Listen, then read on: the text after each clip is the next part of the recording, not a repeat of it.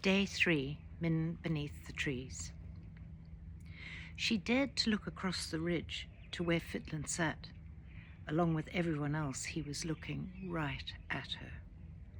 "For the love of Mother All, please make this stop," Zilla continued.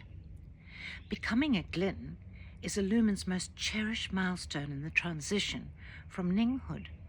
Like all Nings about to become Glyns, Min has been looking forward to and planning her ceremony. Zilla ruffled Min's spiky tresses. Min ducked, dropped her chin into her neck and twisted sideways. "I know that Min won't show it," Zilla said, beaming at the crowd, apparently ignorant of her daughter's mortification. "But she'll be desperately upset that her ceremony must be postponed. I also know she would fully support why we must act for the greater good. Still," noisy aircraft, "I wouldn't be doing my job as her mother if I didn't ask what to do about her Glynhood ceremony 2 ecos from now."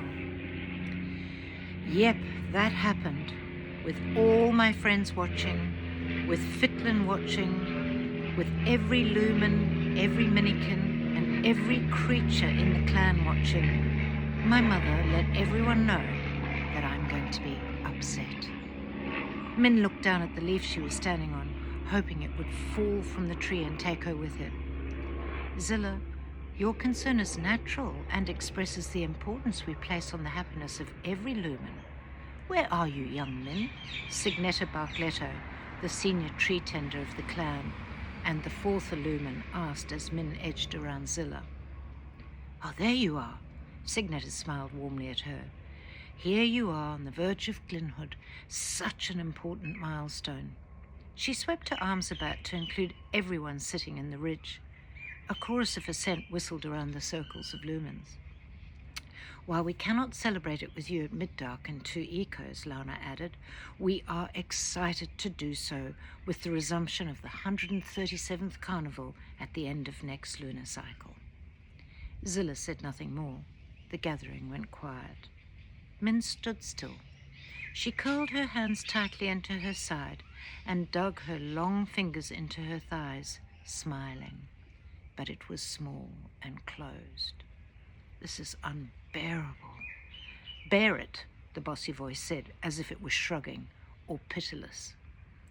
"Tally-ay, Min!" Prinny Best Friend shouted out the traditional Glyn ceremony greeting, breaking the silence. "Tally-ay!" Blader enthusiastically echoed. "Tally-ay!" the assembly called out, slapping their wings while crisscrossing hands with each other, as was their celebratory custom. Aware that every eye was upon her, Min stood rigid, digging her bony little knuckles into her stomach, her thoughts pounding her with humiliation. "See, my little leafkins," her mum said as she leant over and kissed her gently on the forehead. "Your Glynhood will not be forgotten." Min kept the smile plastered on her face as everyone dispersed from the ridge. Her most fervent wish was to be forgotten by everyone and to never, ever be the focus of an audience again. Chapter 2, A Near Miss.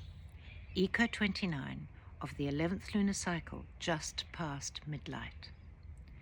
Min sat on a gum leaf, scowling at the dark grey smoke writhing towards them.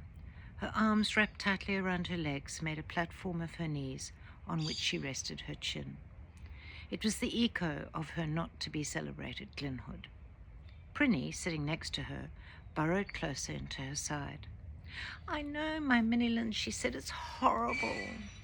"It's evil," Min replied, jiggling her shoulders as another spasm of pin-like jabs and vibrations rippled through them. "What's evil?" Galeen asked. All long twiggy limbs, she crackled as she sat down on a leaf next to her friends. "That," Min pulled her chin upwards and jutted it towards charcoal clouds spuming high on the horizon. Galeen rolled her dark granite eyes. Min, that's smoke?" "I meant not having your Glynhood ceremony," Prinny said.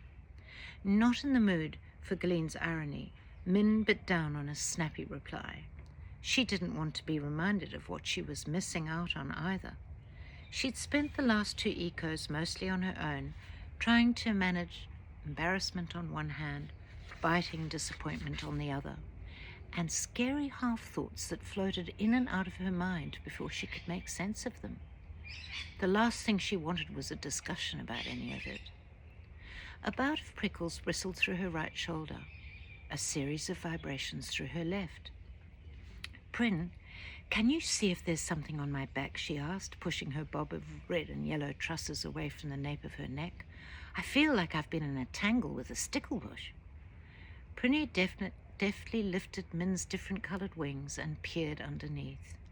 "Black bark, Min, I can see why.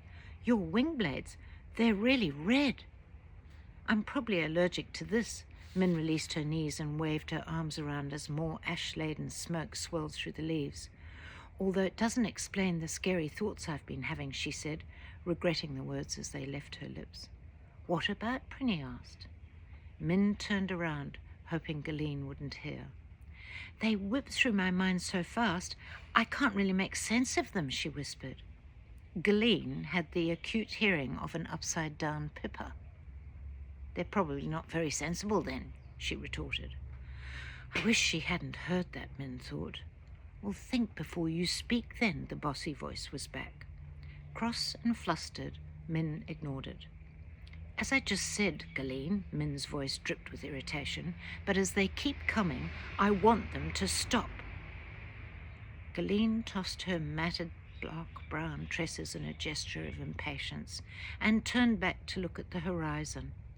Min followed her gaze, squinting into the ugly smoke storm churning in the distance. "What on the great orb is that?" Min suddenly said. "See you under the trees tomorrow."